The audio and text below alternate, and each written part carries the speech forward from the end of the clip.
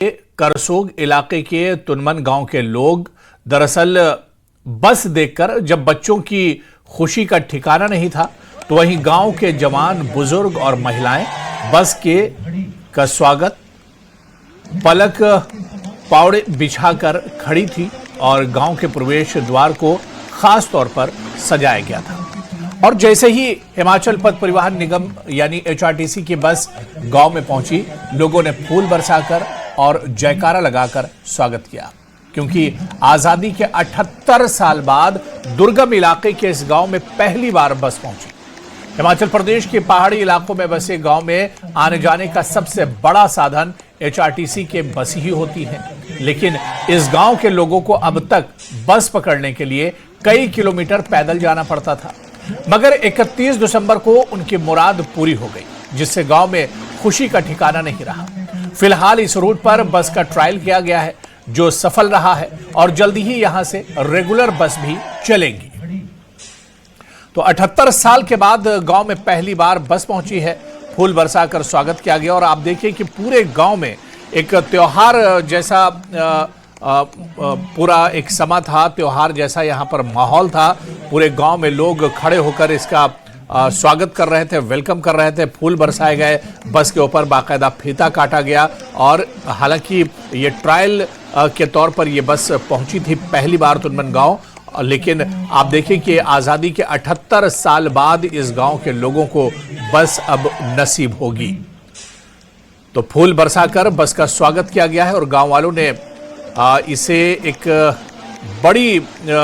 खुशी का मौका बताया है। काफी उत्साह था गांव के अंदर।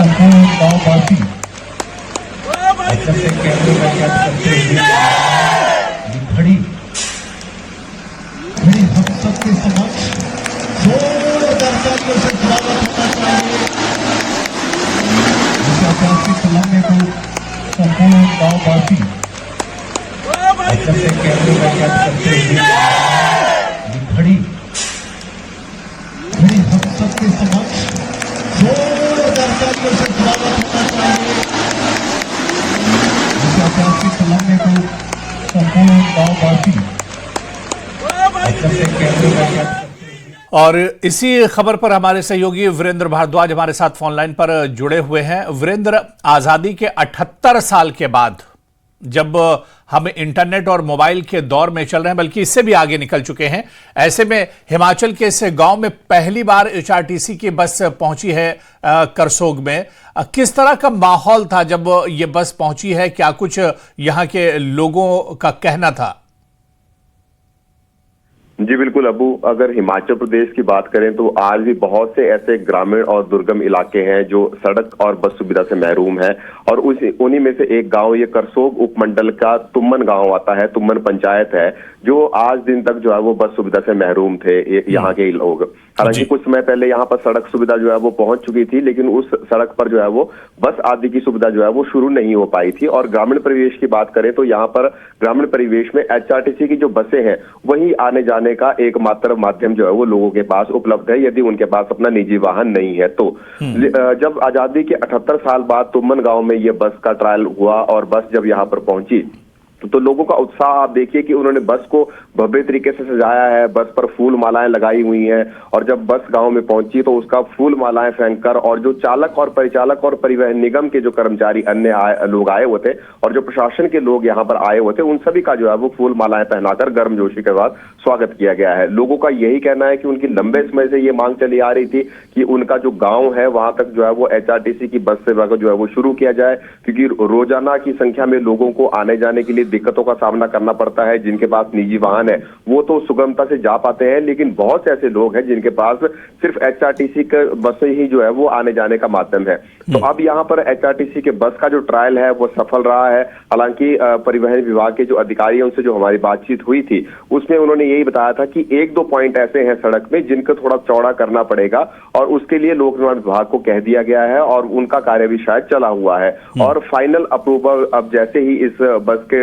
ट्रायल के बाद आएगी तो उसके बाद फिर इस गांव के लिए नियमित रूप से बस सेवा जो है वो शुरू कर दी जाएगी। जी अपू। बिल्कुल वीरेंद्र, क्योंकि आजादी के 78 साल की हम बात कर रहे हैं कि इतने दिनों के बाद और इतने मतलब एक जदीद दौर की अगर बात की जाए, मॉडर्न दौर की बात की जाए, तो वहां पर बस सेवा इतने सालों के बाद क्या यहां पर जो सरकारें थी उनकी अनदेखी की भी बात की जा सकती है वीरेंद्र? क्योंकि हिमाचल प्रदेश जैसा पहाड़ी इलाका जहां पर एचआरटीसी बसें सबसे बड़ा जरिया होती हैं दूर दराज के या आउटस्कर्ट्स के जो इलाके हैं वहां पर लोगों तक पहुंचने के लिए।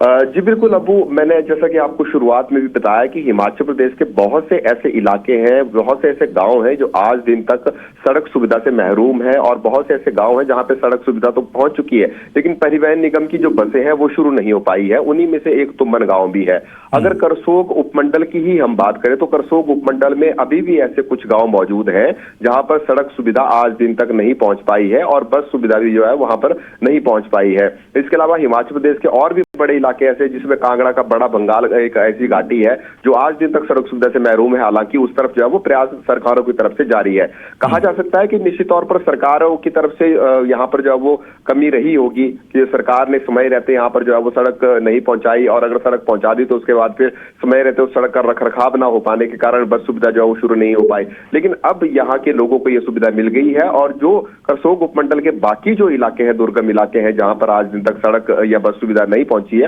वहां के लोगों को भी एक उम्मीद जगी है कि शायद अब उनके जो गांव है वहां पर भी आजादी के बाद सड़क भी पहुंचेगी और सड़क के साथ साथ बस भी पहुंचेगी, ताकि उन्हें भी जो है वो इस आधुनिक युग में इस बस सेवा का लाभ जो है वो मिल सके। जी अब्बू,